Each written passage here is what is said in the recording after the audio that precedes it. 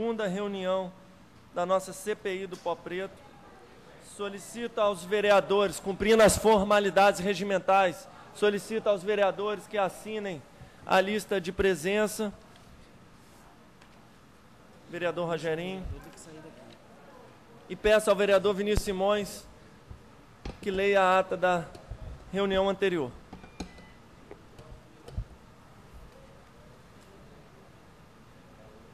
Bom dia a todos.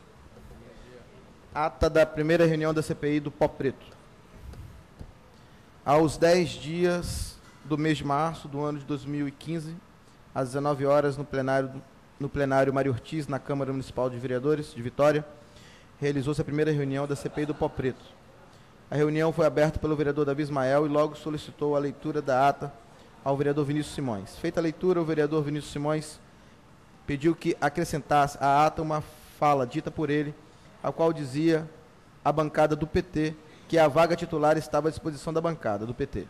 Feita a correção, o vereador Marcelão questionou também sua fala, a qual dizia que a bancada do PT, desde a indicação, já estava como suplente e está satisfeito como suplente. O vereador Davi Ismael deu a ata por lida e seguiu com a reunião. Iniciou os informes com a notícia de que encaminhou ao gabinete de todos os vereadores a possibilidade de abertura de prazo para até a próxima quinta-feira, para que cada vereador possa indicar nomes de associação de moradores, entidades, médicos, pesquisadores, conhecedores da área, que possam vir à comissão, contribuir com o tema, com a temática Pó Preto. O prazo iniciou-se dia 9 de março de 2015 e vai até o dia 12 do mesmo mês, quando ocorrerá uma reunião administrativa para fixar o calendário cronograma de trabalho da comissão. No cronograma será dado conhecimento à cidade de Vitória na próxima terça-feira, na primeira reunião aberta, onde terá a presença do pesquisador Israel Pestana, especialista em recursos atmosféricos. O vereador Rogerinho, em sua palavra, pediu que quebrasse o protocolo e dar poder à CPI de convocar profissionais técnicos, independente se foi ou não convocado pela CPI da Assembleia Legislativa. O vereador Vinícius Simões e o vereador Devani Ferreira compartilharam a mesma opinião quanto à CPI, deixaram claro que a CPI da Câmara será independente da CPI da Assembleia Legislativa. O vereador Devani pediu para que o excelentíssimo presidente da CPI, o vereador Davi Ismael, não deixasse esse trabalho dessa comissão pegar carona ou pedir carona à Assembleia Legislativa, pois são casas diferentes. Davi Ismael pontuou acerca do assunto, concordando com o mesmo, afirmando ir a fundo as questões de licenciamento urbanístico. Esclareceu o assunto de mútua cooperação entre a Assembleia Legislativa e Câmara dos Vereadores. Encerrando o assunto, o excelentíssimo presidente da CPI do Pó Preto deu início às deliberações, dando oportunidade ao relator da CPI, o vereador Rogerinho Pinheiro. O vereador iniciou sua fala citando a importância de ouvir pessoas responsáveis, tanto da CELOR quanto da Vale do Rio Doce, para comparecer a esta casa de leis e nos dar um ensinamento profundo a todos que estiverem interessados em saber do assunto Pó Preto. Solicitou também um agendamento para visitar as empresas citadas. Frisou novamente a necessidade de uma pessoa especialista no assunto para maiores orientações futuras. O vereador Rogerinho, no decorrer de sua fala, questionou a possibilidade de ter uma investigação quanto à questão das dívidas dessas empresas nos últimos 4, 5 anos e alvarás. O vereador Marcelão cogitou, se for preciso, até fazer contratações de profissionais da área para contribuir nessa CPI. Disse não aceitar a intromissão da Prefeitura de Vitória nessa CPI da Câmara. O vereador Vinícius Simões, vice-presidente da CPI, ressaltou ser sua primeira CPI. Entretanto, citou em sua fala 5 passos para uma boa desenvoltura em sua visão. O primeiro passo seria esse: entender o que fazer, a que nível podem chegar sendo vereadores. Segundo passo, acredita ser a convocação da sociedade ambientalista, associação de moradores, em geral. Terceiro passo, necessário, entendimento do tema, a qual está sendo providenciado pelo presidente, trazer pessoas especialistas no ramo. Quarto passo, ouvir os responsáveis, o que estão fazendo para melhorar e, por último, tomar alguma atitude legislativa para contribuir com a CPI. O vereador Davi Ismael disse estar totalmente de acordo e deu a palavra ao procurador Marcelo. O doutor Marcelo inicialmente fez os cumprimentos e comunicou aos membros da CPI que a Procuradoria estará presente à disposição no momento estão determinando de formatar um resumo com todas as limitações, direitos e deveres para que haja total legalidade para que ocorra essa CPI. Citou algumas restrições e o que seria permitido. Pela restrição, limitações de qualquer espécie de prisão está vedada à CPI, salvo falso testemunho. Outra restrição, a busca de apreensão de documentos nas investigações. Devem ser solicitados ao Poder Judiciário que irá instruir. Terceiro ponto, quebra do sigilo das comunicações telefônicas, o que é permitido à CPI, ligação, interceptação, gravações de conversas, só através de autorização judicial. A CPI não tem autorização para determinar qualquer medida cautelar, como pessoa sair do país, apenas pode ser tomado como autorização do Judiciário. Que as decisões da CPI venham a tomar devem ser motivadas. Destacou também os pontos práticos do que a CPI pode realizar sem intervenção judicial. Convocação de particulares ou de autoridades públicas pode ser feita pela CPI. O vereador Davi Ismael fez uma intervenção questionando se a convocação de pessoa pública ou privada seria irrestrita e qual o prazo precisa ter para a convocação. O procurador, em resposta, diz que há um tempo razoável para que a pessoa se prepare, ou no caso de falta dessa pessoa imotivada, é necessário ativar o Poder Judiciário e convocá-la novamente para depor. Mais uma questão imposta pelo presidente da CPI, de qual o prazo que a Prefeitura de Vitória teria a partir da solicitação para fornecer uma documentação, pois o prazo de 30 dias já não seria mais possível. Em resposta, o procurador cita a cooperação dos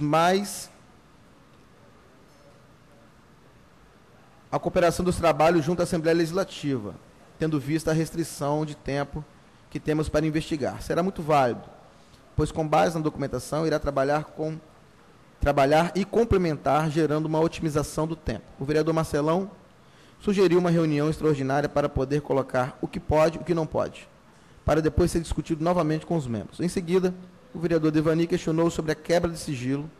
Como resposta, o procurador disse que não é possível fazer quebra de sigilo sem uma motivação, dando legalidade aos atos. O vereador Devani cita sua preocupação dessa CPI ser motivo de politicagem, que tragam à tona uma discussão que está sendo investigada, onde não há um culpado mediante a população, e acaba jogando para a plateia prematuramente, antes mesmo de concluir os fatos. Caso houver uma quebra de sigilo, a CPI deixe de ser aberta para ser sigilosa. O procurador Marcelo lembra que é um ato de investigação, acima de tudo, e que será resguardado dentro dos aspectos regulares e entende preocupação do vereador Devani.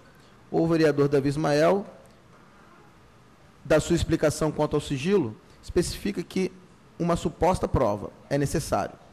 O procurador finaliza sua fala, enfatizando evitar o máximo essas restrições. O presidente da CPI, Davi Ismael, registra a presença de Rodrigo Ramos, subsecretário de Relações Institucionais, e convida para assumir o posto de suplente o vereador Marcelão. Terminando. O excelentíssimo presidente da CPI, o vereador Davi Ismael, deixou solicitados os documentos seguintes: os termos assinados, licenciamentos ambientais, relatórios de emissão de qualidade do ar, certidões de irregularidades fiscais com detalhamento de impostos recolhidos, cópia dos projetos aprovados das empresas CST e Vale. Atendendo a um pedido do vereador Devani Ferreira, foi questionado de que forma se dá o monitoramento atmosférico da cidade de Vitória. Seria a UFS que produz, caso for, existe algum termo de cooperação firmado entre a UFS e essas empresas poluidoras? E a quem é entregue esses relatórios? Consideração final do vereador Rogerinho, parabenizou os membros da comissão e afirmou que na próxima reunião irá trazer outras questões. E afirmou resultados positivos. O vereador Davi Ismael retomou um ponto pendente, o prazo que dariam para essa entrega da documentação solicitados à Prefeitura. Propôs, com o consentimento dos vereadores Marcelão, 10 dias corridos. Nada mais havendo a tratar, o excelentíssimo senhor vereador Davi Ismael, presidente da comissão, declarou encerrada a reunião, convocando os senhores vereadores para a próxima, que será realizada dia 17 de março de 2015, 9 horas, no plenário dessa Casa de Leis, da qual, para constar, o Serviço de Apoio a Comissões Permanentes lavrou a presente ata, que depois de lida e aprovada, será assinada pelo vereador Davi Ismael e demais vereadores da comissão. Palácio Otílio Viváqua, 6 de março de 2015. Lida a ata. A presidência consulta os vereadores Rogerinho e Vinícius Simões se alguma retificação a fazer na ata lida. Só gostaria de, se for possível, alterar o horário inicial. Ok. Aqui está 9 horas. Sempre às 8h30. 8h30. Obrigado. No mais, ata dada por aprovada. Vereador Rogerinho, na condição de relator dessa comissão, vai apresentar, conforme combinado, o cronograma de atividades desta comissão, que a partir de hoje será divulgado no site da Câmara. Bom dia a todos, vereador Vinícius Simões, vice-presidente da comissão, vereador presidente Davi Ismael, e a todos que nos assistem nessa reunião pública.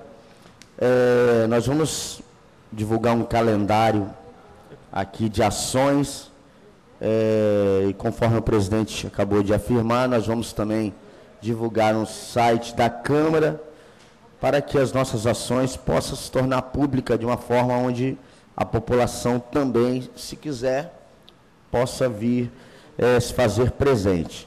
Então, hoje, 17/3, às 8h30 da manhã, reunião pública, delimitação do material do objeto da investigação. Exposição técnica do professor convidado, mestre de engenharia ambiental, senhor Israel Pestana. Dia 24 de março, próxima reunião no caso, percepção dos danos ambientais e procedimentos das empresas envolvidas.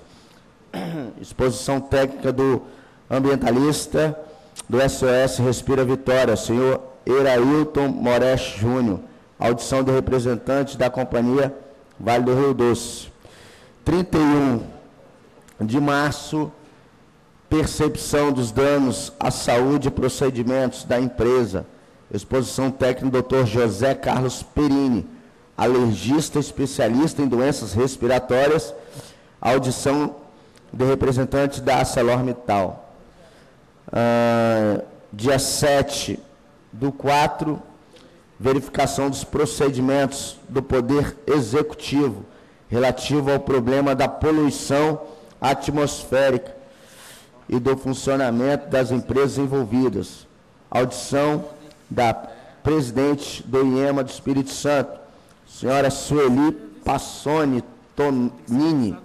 Audição do secretário municipal de Meio Ambiente, Maximiano Feitosa da Mata.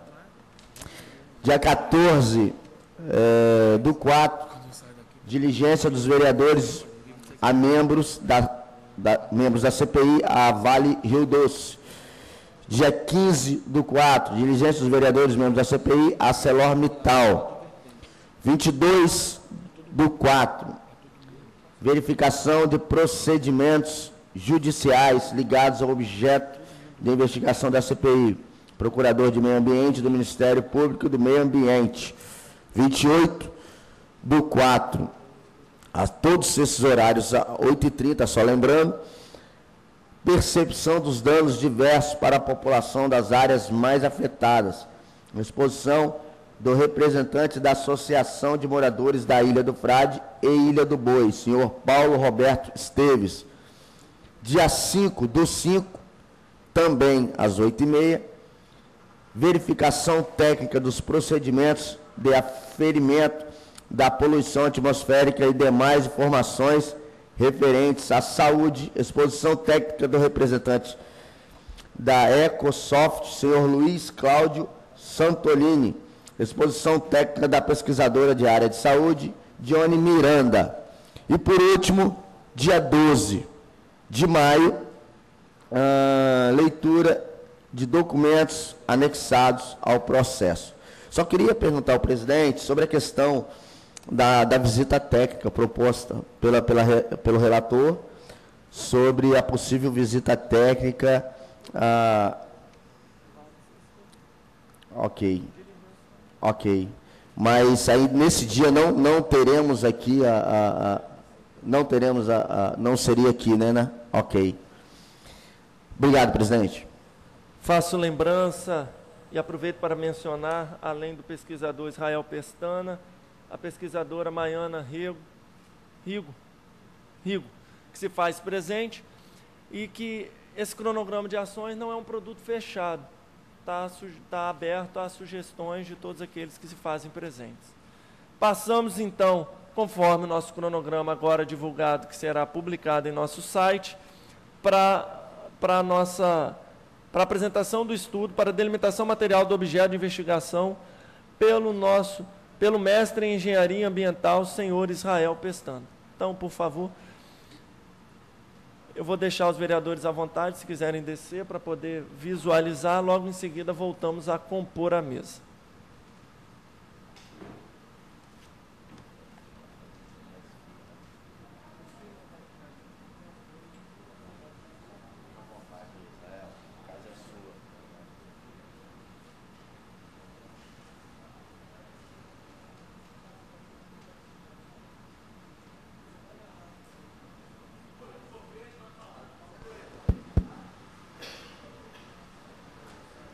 Bom dia a todos.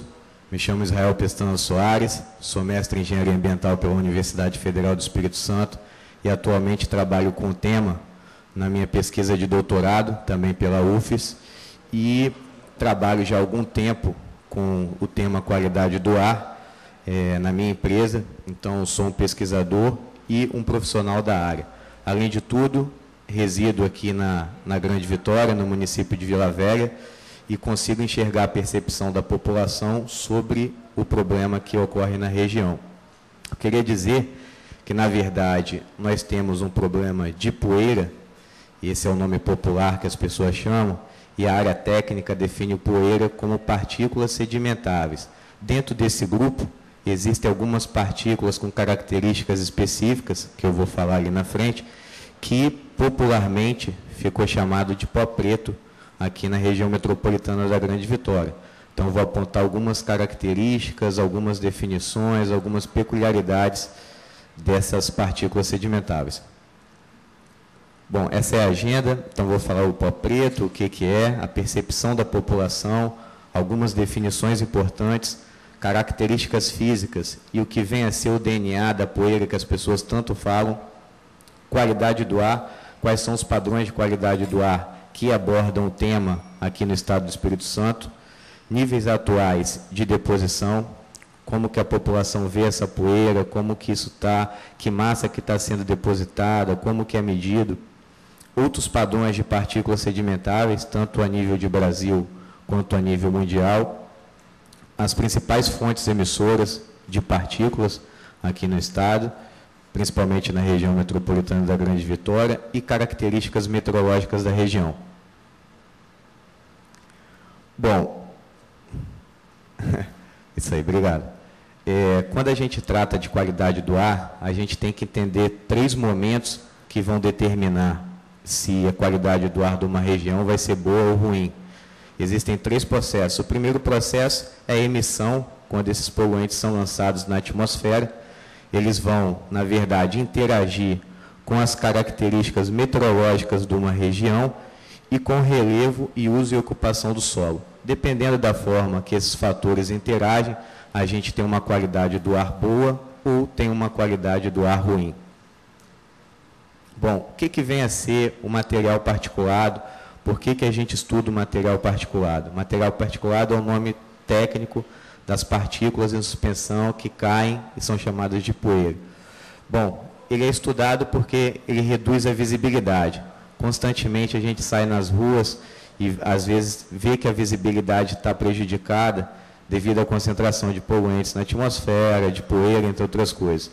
Alterações no clima, alguns estudos provam que esse material suspenso na atmosfera pode alterar o clima, pode produzir chuvas mais frequentes, porém menos intensas, danos à vegetação. Esse material, quando se deposita nas folhas, pode reduzir a capacidade fotossintética, dependendo da composição química desse material particulado, causar necrose foliar, entre outras coisas. Desgaste de edifícios e monumentos, os prédios ficam sujos, os monumentos ficam sujos, pode acontecer um ataque químico desses movimentos.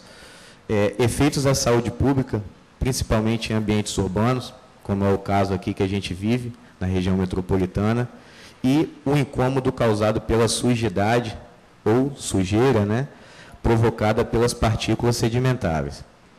Por favor.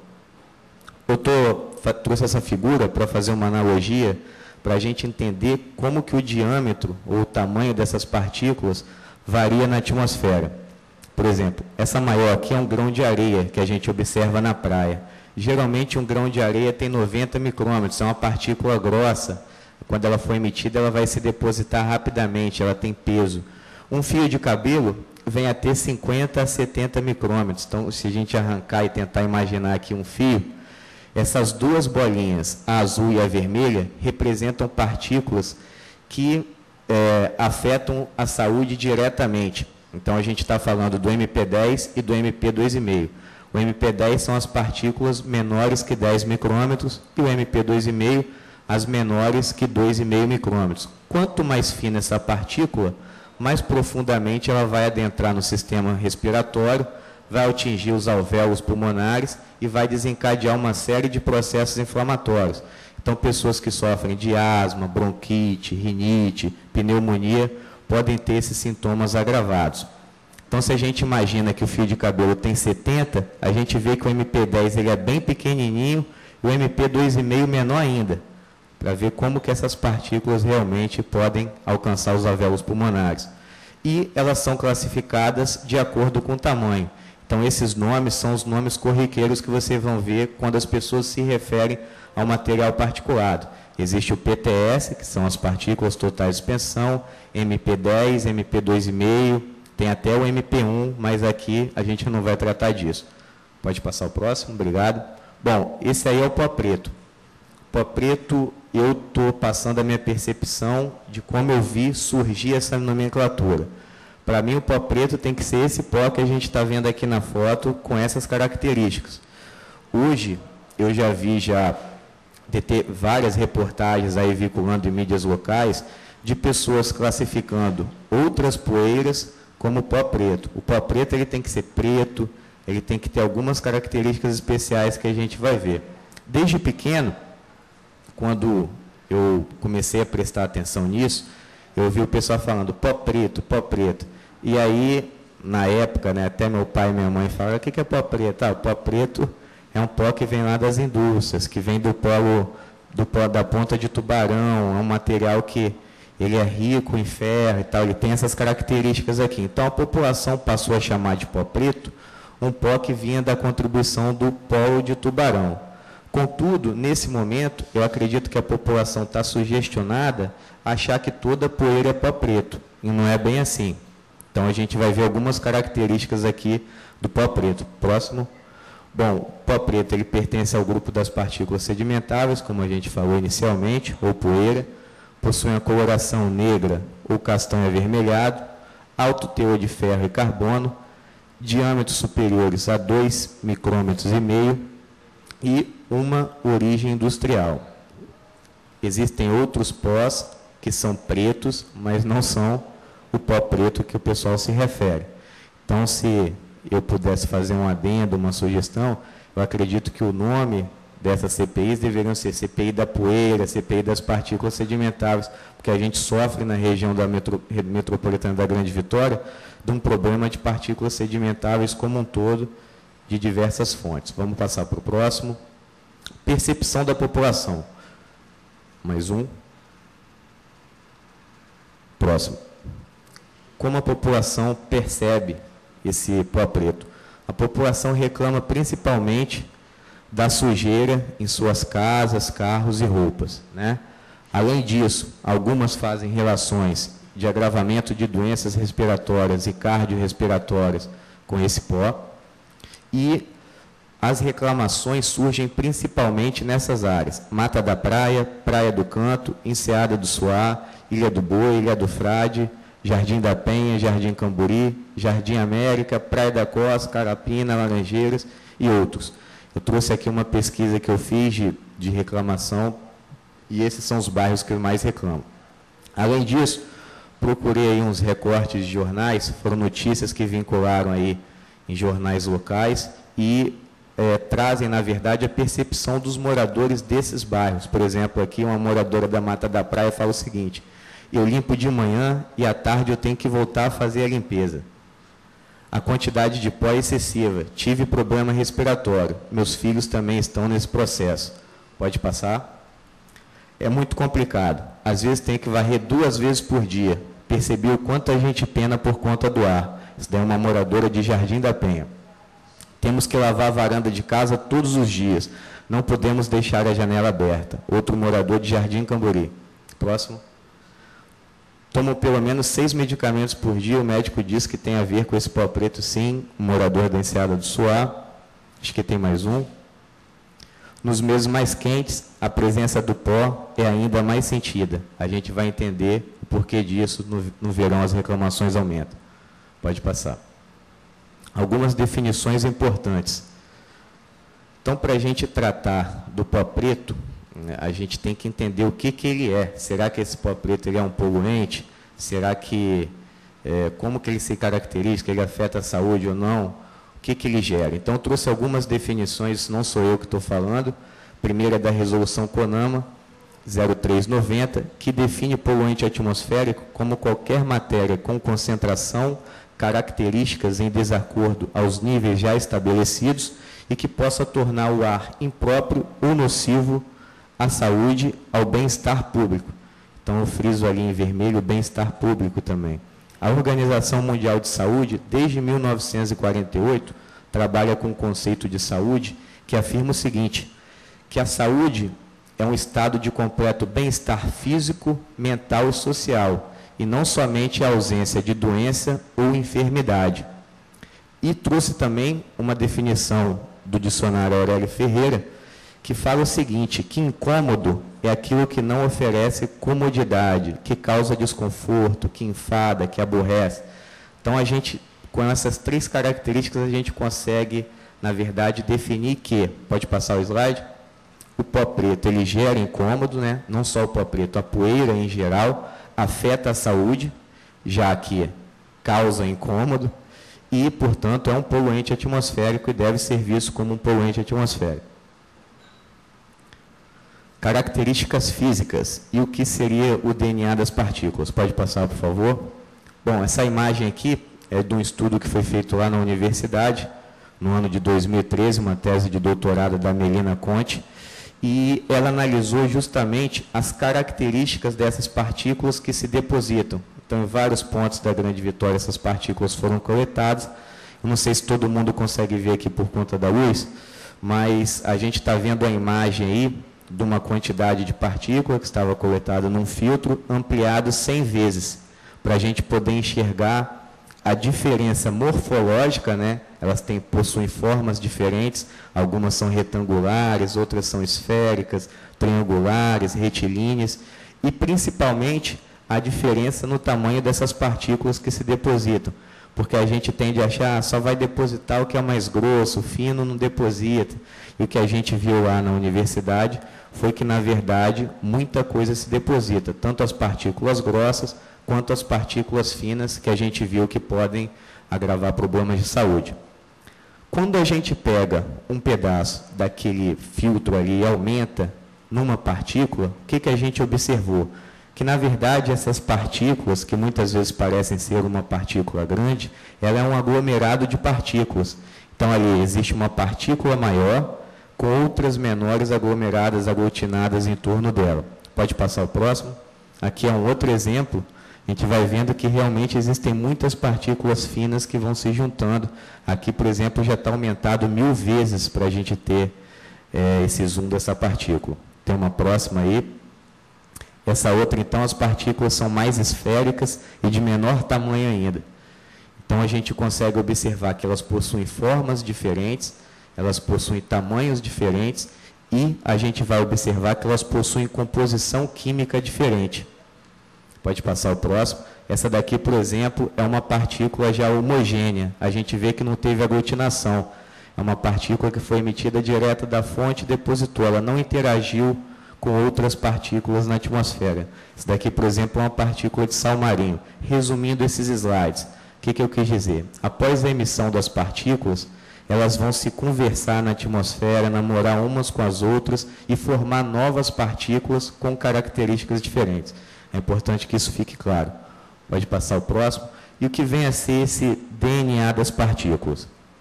As partículas, quando são emitidas pelas fontes, elas possuem um selo, digamos, de qualidade, de características da fonte que emitiu essa partícula. O que vem a ser o selo? Esse selo vem ser a composição química dessa partícula. Então, por exemplo, aqui eu trouxe, nesse canto superior esquerdo, uma partícula que seria emitida pela fonte queimada. O que ela possui em sua característica? Ela possui um pouco de enxofre, ela possui cloro, ela possui potássio, carbono orgânico e elementar. Quando eu analiso, por exemplo, uma partícula de minério de ferro, eu observo que ela tem uma concentração alta de ferro e possui pouco silício e magnésio. Então, de acordo com essas características, a gente consegue inferir a fonte das partículas. A partir do momento que ela depositou no lugar, a gente analisa a composição química e sai relacionando com esses selos que a gente já conhece já. Então, isso daqui eu tirei de um banco de dados lá dos Estados Unidos, da Agência de Proteção Ambiental, que eles apresentam um apanhado de selos de DNAs de diversas fontes aí que existem, né, na área de poluição do ar. Pode passar para mim? Qualidade do ar. Bom, eu gosto de tirar fotos também sobre qualidade do ar. Eu acho que eu trabalho sempre com isso, estou no momento da minha vida que eu saio olhando para o céu, assim, se tem alguma coisa de característica adversa, eu saio fotografando. Essa foto, por exemplo, eu tirei lá do Morro do Moreno, em Vila Velha. Eu não sei se todos conseguem perceber, mas a gente vê uma mancha no céu ali, entre o mar e o céu, né? Meio cinzentada, né? Parece que tem muita concentração de poluente. Então, esse dia, por exemplo, foi um dia que não tinha condições dispersivas muito boas na atmosfera e possivelmente as estações de monitoramento registraram concentrações um pouco mais altas. Vamos passar o próximo. Aqui foi tirado do centro de Vitória, a gente vê o Penedo ali do lado e ao fundo também, lá atrás das montanhas, mais uma fumaça dessa, característica de partículas com óxidos de nitrogênio. Pode passar o próximo. Padrões de qualidade do ar.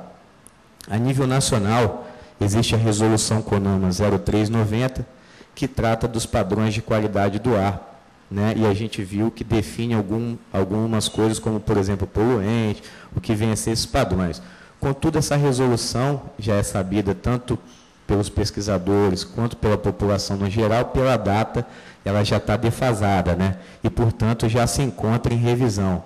A expectativa é que dentro de 1, 2 anos a gente já tenha uma nova resolução a nível nacional. Alguns estados, contudo, né, eu estou falando aqui de São Paulo e do Espírito Santo, deram um passo à frente nessa revisão e estabeleceram novos padrões que já são mais restritivos do que essa resolução CONAMA, através de alguns decretos. Por exemplo, São Paulo foi o decreto 59.113, em abril de 2013. E aqui no Espírito Santo é o 3463R de dezembro de 2013. O que esses decretos, na verdade, esperam? Que dentro de algum período de tempo, que no caso é 9 anos, a gente consiga atingir os valores que são orientados pela Organização Mundial de Saúde. Então, a Organização Mundial de Saúde estabeleceu alguns valores de referência, que são valores que prevêem o mínimo efeito adverso à saúde, à fauna, à flora e ao meio ambiente em geral. Próximo, por favor. Mais um. Bom, hoje a gente definiu esse mundo aí, né, dos particulados, então a gente viu o PTS, o MP10, o 2,5 e as partículas sedimentáveis. Atualmente, a gente está na meta intermediária 1. Como eu falei, o objetivo é que em 9 anos a gente chegue naqueles padrões finais que foram definidos pela Organização Mundial de Saúde.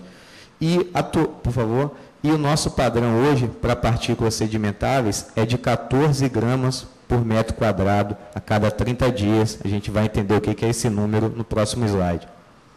Pode passar. Níveis atuais de deposição. Como é que essa deposição é medida? Existem pontos de monitoramento que foram espalhados na região metropolitana da Grande Vitória. Aqui a gente está vendo 8 pontos. Nós temos Laranjeiras, Carapina, Jardim Cambori, Hotel Senac, Clube Ítalo, Enseada do Suá, Vitória Centro, Vila Velha Centro, Ibis e Carapina. Em cada estação dessa, existe um coletor de partículas sedimentares, baseado numa norma americana, que a gente está vendo ali do lado, que é ali um coletor de partículas sedimentares. De repente, vocês já viram por aí, nunca se tocaram. Pode passar próximo. Então, lá em cima, a gente está vendo uma estação de monitoramento, é aquela casinha com aquela pintada de amarelo ali, né? E em cima da casinha, a gente observa 4 coletores de partículas sedimentares. São 4 pontos, são 4 coletores para cada estação. E como é que a gente coleta essa informação? A gente espera um mês de deposição, as partículas vão caindo durante o mês, e no final do mês, esse pote é enviado para um laboratório para ser analisado. Qual foi a massa que se depositou e a sua composição química. Como que está atualmente os níveis de deposição? Aqui eu trouxe uma figura que saiu do relatório anual de qualidade do ar do IEMA. Esse documento está disponível no site do IEMA e portanto, o acesso é livre para a população e acredito que as pessoas devam ir atrás. Bom, são 4 figuras. A primeira aqui a gente está vendo 2 estações, Vila Velha Centro e Ibis.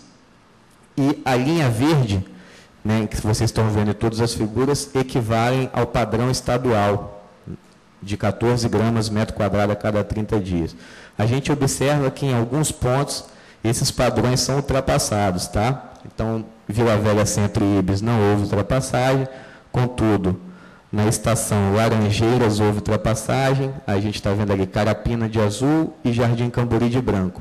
Aqui, Enseada do Suá preto, Hotel Senac azul e Clube Ítalo branco, ultrapassagens na estação Enseada do Suá.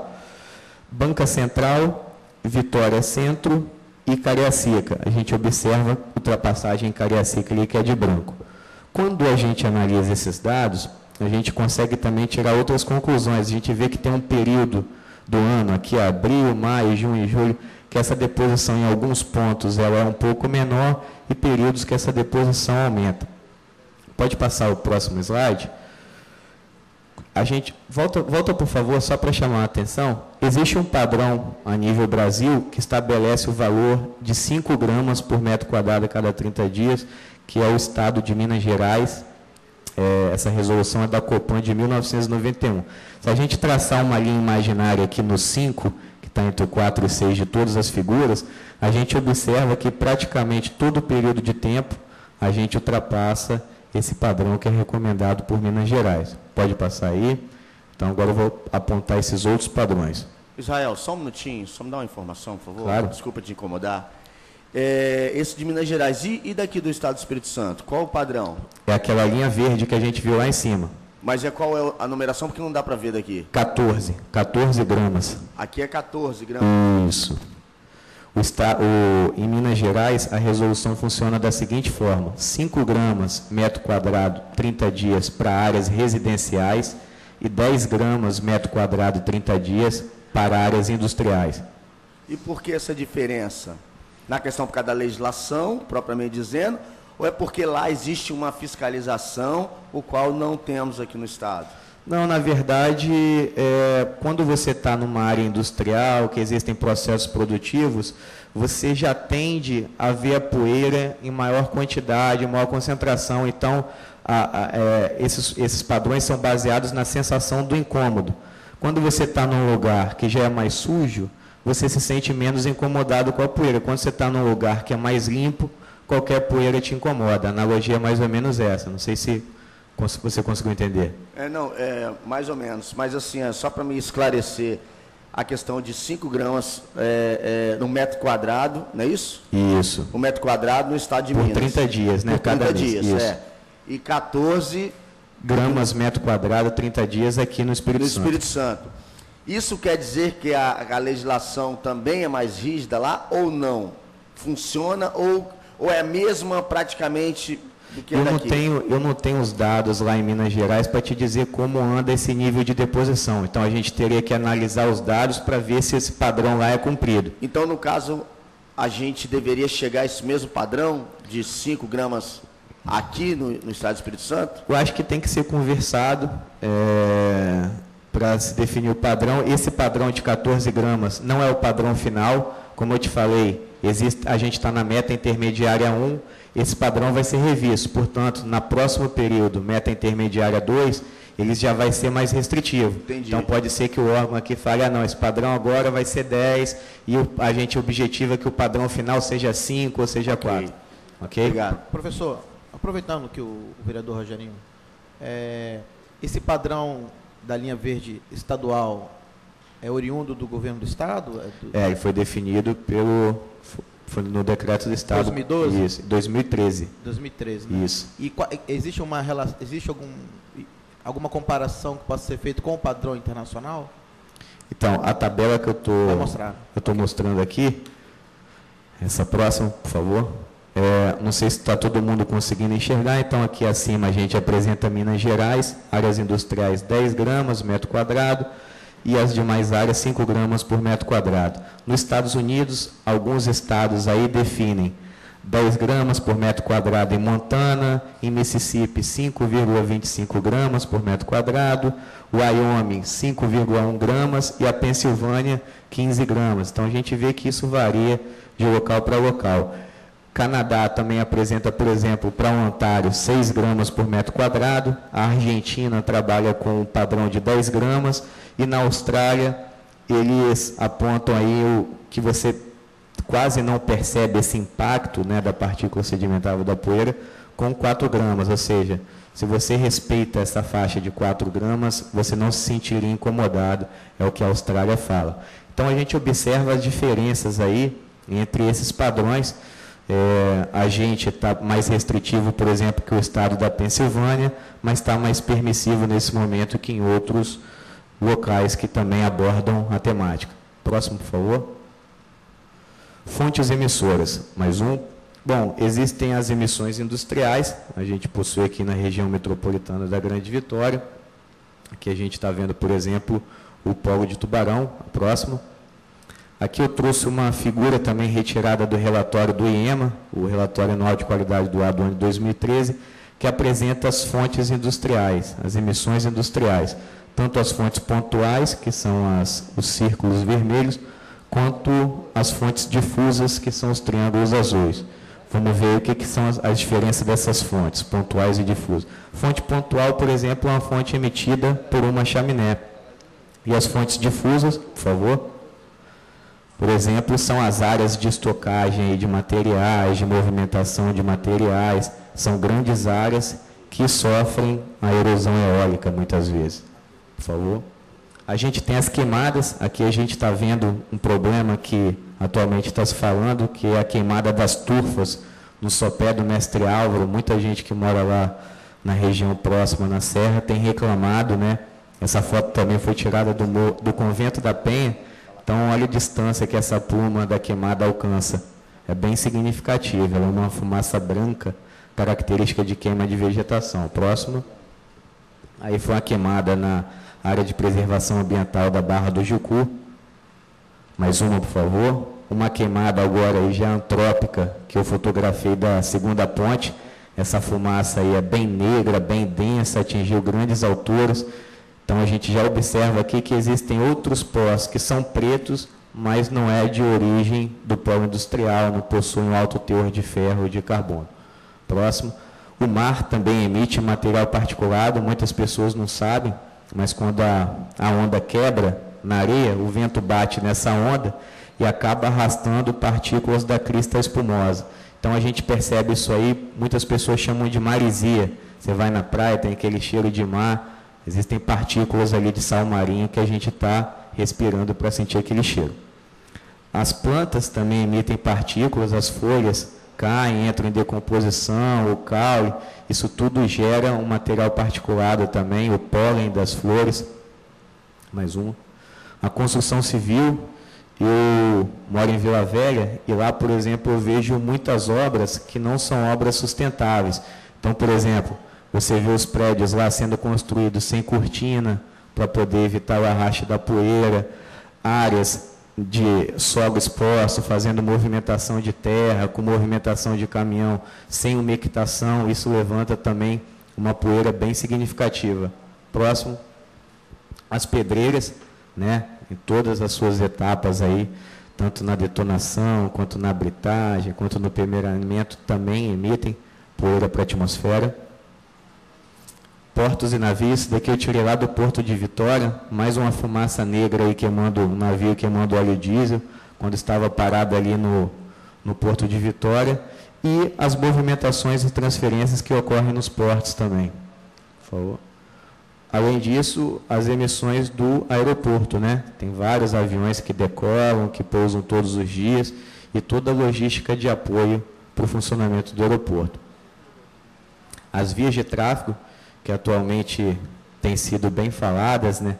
A gente tem aqui até um ponto interessante, porque as vias de tráfego, elas emitem tanto diretamente pelo escapamento do veículo, quanto pelo desgaste do pneu, pelo desgaste da pastilha de freio, pela deterioração do pavimento, e além disso eu chamo a atenção que às vezes elas podem ser enxergadas como o vilão do problema, mas as vias de tráfego também emitem um material que não é gerado nas vias. A gente está falando aqui das partículas sedimentáveis, que é a poeira que se deposita na sua casa, deposita na minha, mas também deposita nas vias. Então, quando os veículos estão passando para lá e para cá, trafegando nessas vias, esse material que é oriundo de outras fontes também está sendo emitido pela própria via. Por favor. Aí só ilustrando aí uma emissão também de uma fumaça negra do escapamento de um caminhão, que não estava regulado pelo visto, né? Mais uma. E meteorologia.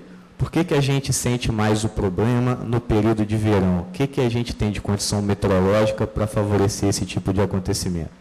Bom, a gente tem dois períodos que, para mim, se parecem muito, mas a gente tenta chamar de distinto. É uma estação chuvosa e uma estação seca. A estação chuvosa geralmente ocorre de outubro, novembro, dezembro, janeiro, até março a gente tem bastante chuva e depois para de chover. As temperaturas sobem na estação chuvosa e diminuem na estação seca. Mais uma. E os ventos? Aqui a gente está vendo uma representação gráfica dos ventos que a gente chama de rosa dos ventos. O que essas rosas querem mostrar? Elas estão apontando a direção de onde o vento está vindo. Então, aqui a gente imagina o norte, os ventos mais frequentes aqui na região são os ventos nordeste, que estão vindo daquela direção, e os ventos sul, sudoeste, né, que vêm de cá. Então, a gente tem dois períodos distintos. No período de verão, os ventos de nordeste são mais intensos, são mais frequentes, por isso que a população reclama mais da poeira que vem do polo industrial, naqueles pontos que a gente discutiu. Já na estação seca, os ventos mudam de direção e esses efeitos não são tão sentidos. Além de tudo, por a gente ter temperatura mais elevada, todo o material que está depositado, que está empilhado, ele fica mais seco e mais suscetível ao transporte eólico. Mais um. Eu trouxe um mapa aqui, então só para ilustrar, esse mapa está posicionado para o norte. No período de verão, a gente tem ventos que estão vindo dessa direção e atingem essa região aqui, e já no período de inverno, os ventos vêm dessa direção aqui, portanto, os efeitos passam a ser sentidos em outra região. Próximo. Eu trouxe aqui uma foto lá da Avenida Paulista, que, na verdade, o governo de São Paulo acaba apontando para a população como anda a qualidade do ar em tempo real, nos locais próximos às estações de monitoramento. Então, você está andando na rua, você observa a temperatura e a classificação ali do ar, que naquele momento era moderado. Então, uma coisa que poderia existir aqui para a gente se informar melhor, para ter mais conhecimento. Hoje, o conhecimento sobre o tema está muito restrito, as pessoas têm que buscar informação no site do órgão, muitas vezes não tem tempo, então é uma maneira legal de divulgar a informação. Próximo. Bom, essas daí foram as referências que eu utilizei para a apresentação. Acho que tem mais um. Mais um. É isso aí, obrigado. Espero que tenha conseguido passar para vocês de forma clara a minha percepção sobre o tema. E agradeço mais uma vez o convite que me foi dado para poder participar dessa comissão.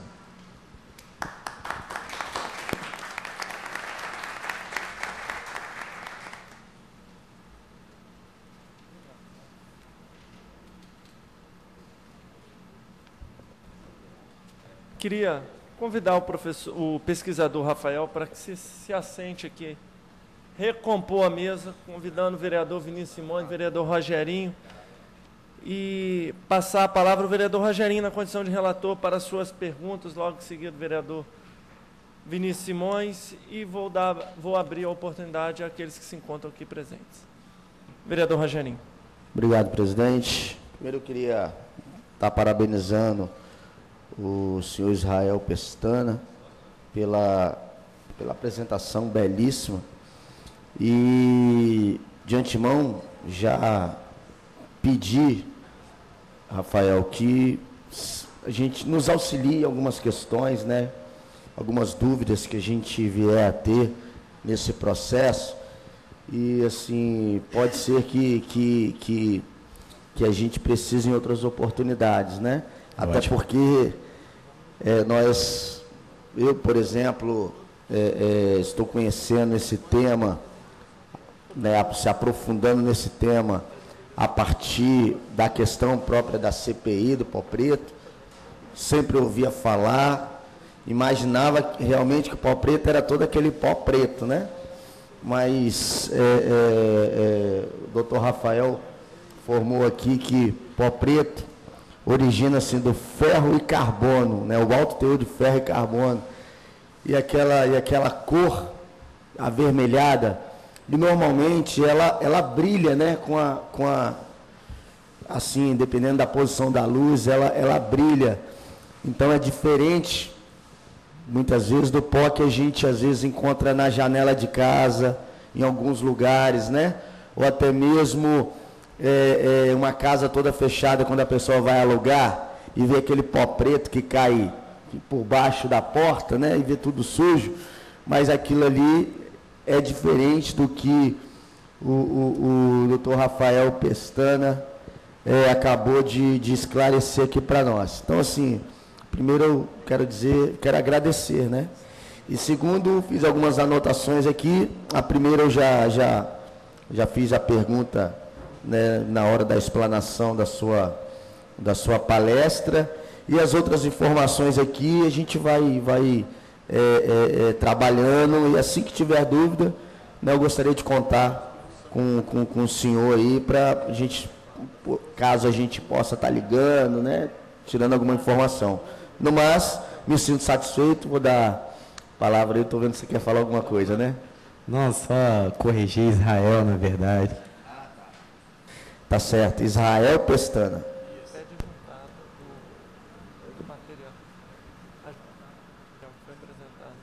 Ok, o presidente que está lembrando, gostaria de pedir ao senhor para nos ceder todo esse material, né, para a gente estar juntando junto ao nosso processo, né, o que a gente está criando aqui na casa, e se é possível, né, para a gente cada vez mais ter esse material para discussão e ampliação dessa discussão na cidade de Vitória.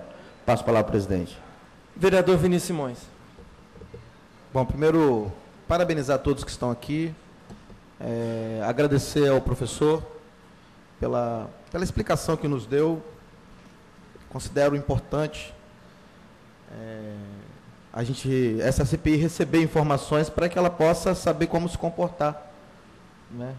E agradeço muito a sua presença, tempo, porque tenho certeza que todo esse conhecimento que você nos passou foi resultado de muito trabalho, muita pesquisa, muito tempo que você deve ter gasto para adquirir esse conhecimento, e quando você vem aqui e compartilha esse conhecimento, a sua contribuição com a cidade de Vitória é muito grande.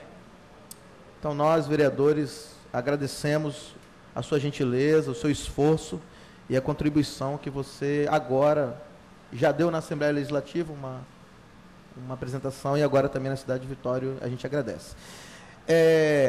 Avaliando a sua explicação,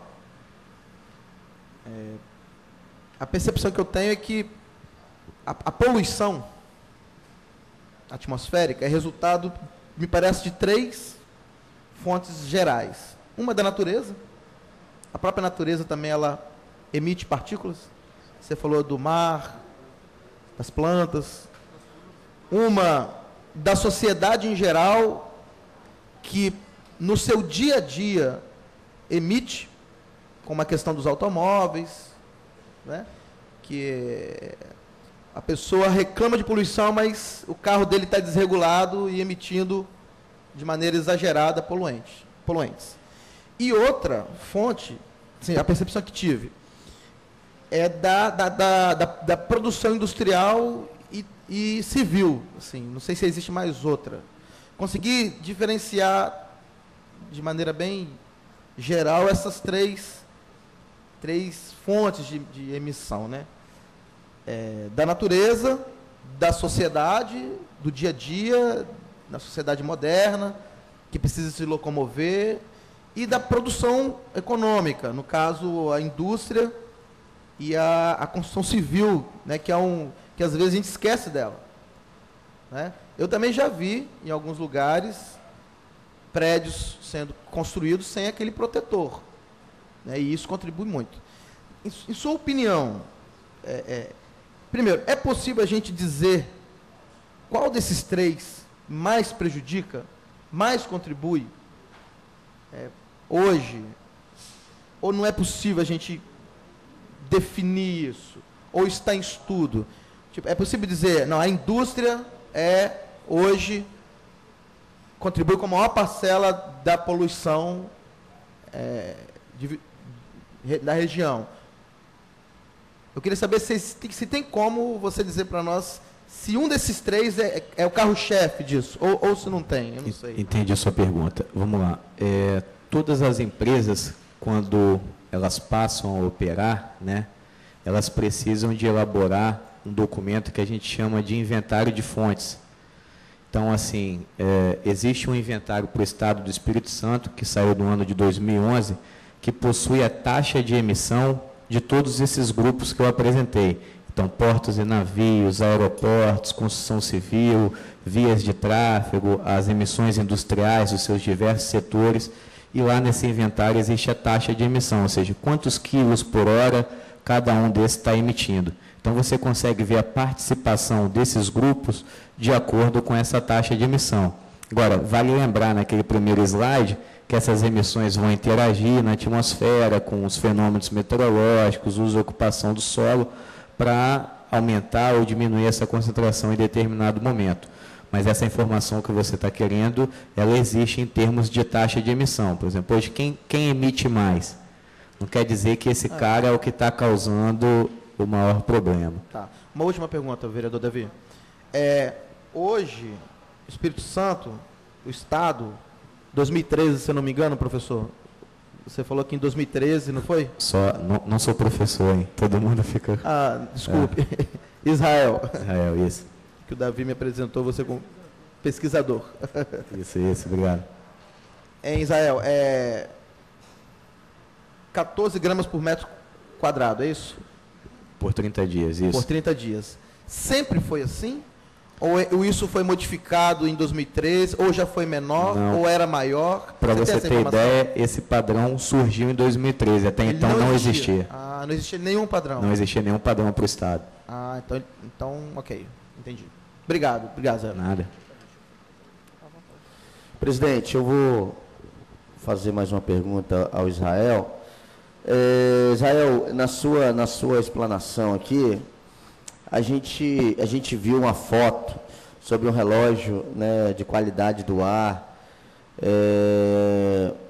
que tem em São Paulo, que existe lá na Avenida Paulista. Esse relógio aí, ele realmente existe uma fiscalização?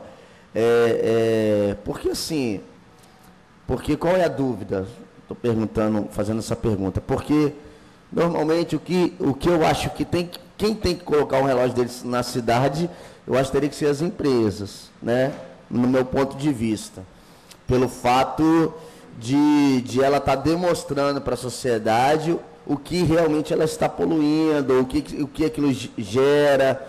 Eu acho que isso não deva vir do poder público, até porque o poder público está tendo um desgaste, ou então um custo que na realidade é causado pela própria empresa, ou é uma matéria que a gente possa discutir em relação a quem possa custear.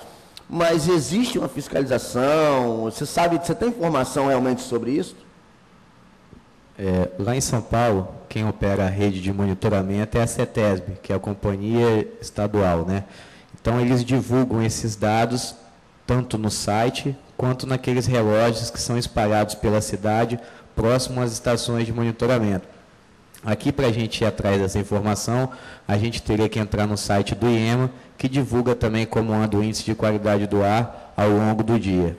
Então, são mais de um, né? São mais de um, são vários. Não tem um número total aqui, mas... Sim, e é fiscalizado pelo IEMA, no caso, né? Aqui na Grande Vitória, a gente tem 8 pontos de monitoramento e o IEMA é responsável por divulgar esses dados para a população. Ok, mas eu acho que seria importante uma discussão ampla como esta, porque a questão propriamente da transparência, né?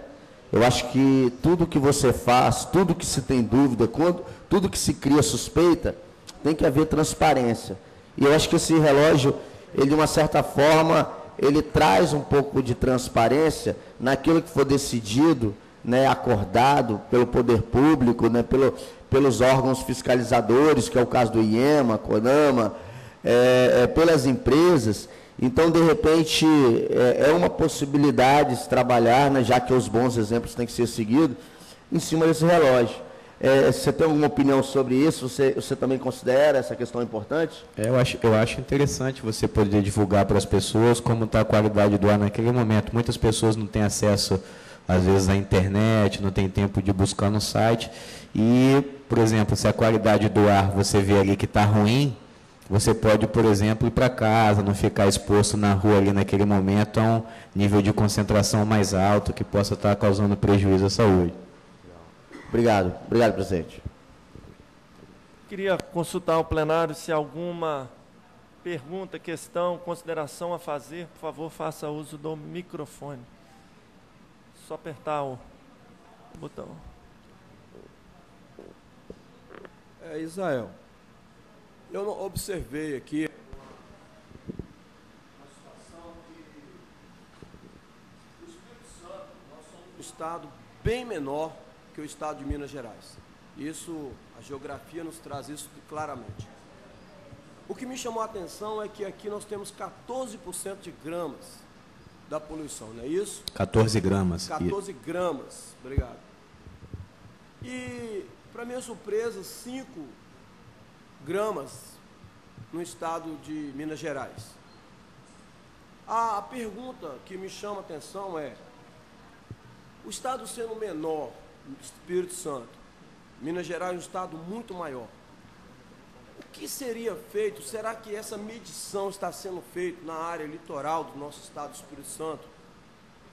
Ou será que é falta de monitoramento de todo o estado de Minas Gerais para que nós chegássemos a não querer a poluição, aumentar o nosso grau de poluição no estado, mas ter um estudo mais formalizado, e se falta informação para a população do estado do Espírito Santo, para ter conhecimento desses dados que tão ricamente foi feito aqui e que nós não tínhamos, e muitos, eu acredito, igual eu, não tinha dados que o senhor colocou aqui para nós. Então a pergunta seria, é falta de informação para a população ter ciências dessas informações que foi dada aqui, ou simplesmente a população ignora esses dados que foram dados aqui?